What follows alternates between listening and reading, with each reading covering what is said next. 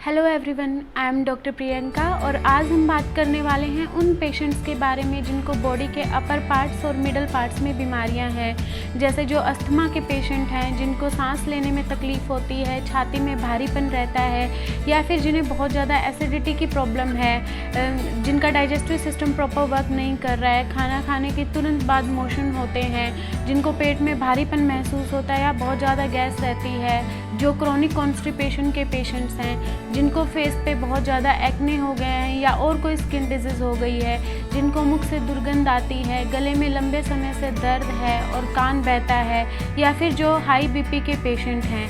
तो आज की वीडियो उन लोगों के लिए बहुत स्पेशल होने वाली है, क्योंकि इस वीडियो में हम आपको बताएंगे कि ये बीमारियां आपके शरीर में किस तरह से पैदा होती हैं और किस तरह से बॉडी की इंटरनल क्लीनिंग करके आप इन बीमारियों से हमेशा के लिए छुटकारा पा सकते हो।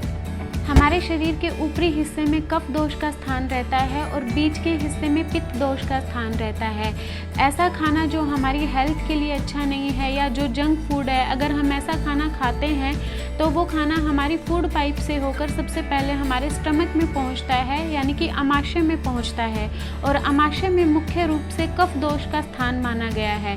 उसके बाद वही खाना अनडाइजेस्टिव फॉर्म में रहकर हमारे स्टमक से लेकर स्मॉल इंटेस्टाइन में आता है और स्मॉल इंटेस्टाइन से फिर लार्ज इंटेस्टाइन में जाता है।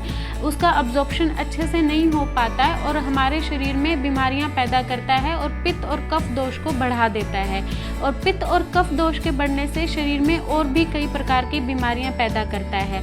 उन सब दोषों को दूर करने के लिए, उस अनडाइजेस्टिव फूड को निकालने के लिए हमें हमारे शरीर की इंटरनल क्लीनिंग करनी होती है। और इंटरनल क्लीनिंग करने के लिए आयुर्वेद में दो प्रकार की चिकित्सा बताई गई है। पहला वमन और दूसरा विरेचन।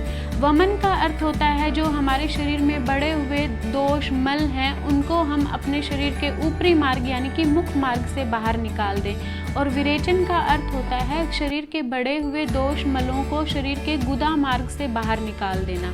वमन और विरेचन के लिए जो हम मेडिसिन्स का प्रयोग करते हैं वो हमारे शरीर के छोटे छोटे हिस्सों में भी प्रवेश कर जाती है और वहाँ डिपॉजिट जितनी भी गंदगी है, दोष है, मल है, बीमारियाँ हैं, उनको खींचकर हमारे शरीर में से बाहर निकालती है।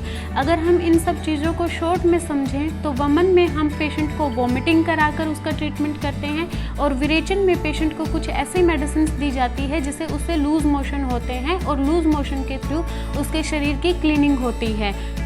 वमन और विरेचन आपको केवल किसी अच्छे चिकित्सक की देखरेख में ही करवाना चाहिए, क्योंकि ये कोई वन टाइम प्रोसीजर नहीं होता। कुछ प्री एंड पोस्ट प्रोसीजर होते हैं और इन सब कर्मों को करने के लिए आपको 20 से 21 दिन का समय लगता है।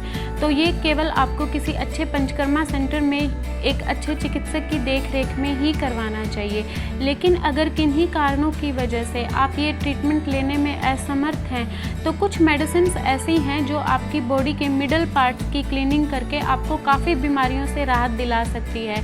जैसे जो पेशेंट पेट के मरीज़ हैं, जिनको गैस ज़्यादा बनती है, एसिडिटी रहती है, कॉन्स्टिपेशन रहता है, जिनको स्किन डिजीज़ है, फेस पे एक्ने है, ऐसे लोग कुछ मेडिसिन हैं जो खाकर अपना डेली विरेचन कर्म कर सकते हैं, जिनको खाने से आपकी बॉडी के मिडल पार्ट की पूरी तरह से क्लीनिंग हो सकती है।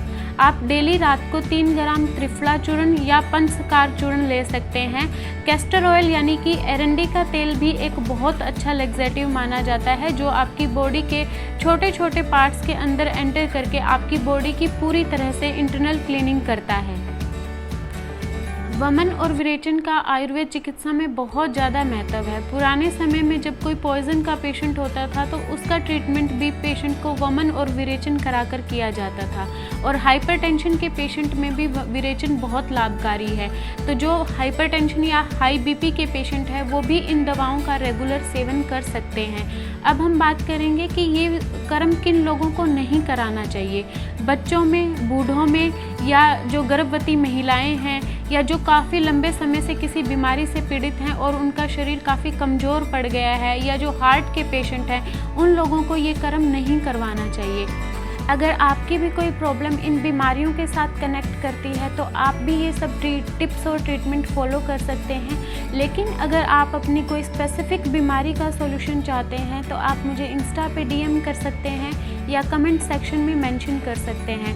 मैं पूरी कोशिश करूँगी कि वीडियो के माध्यम से आपको आपका सॉल्यूशन दे पाऊँ।